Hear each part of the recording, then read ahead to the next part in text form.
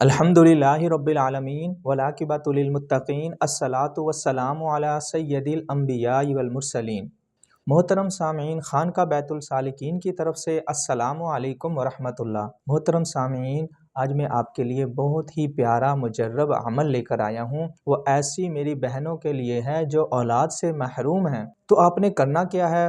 21 آپ نے عجوہ کھجور لینی ہے اور 2.5 سیر میٹھے مکھانے لینے ہیں۔ 21 عجوہ کھجور اور 2.5 سیر میٹھے مکھانے۔ سورۃ یاسین کی آپ نے تلاوت کرنی ہے، اول اور آخر درود شریف پڑھنا ہے۔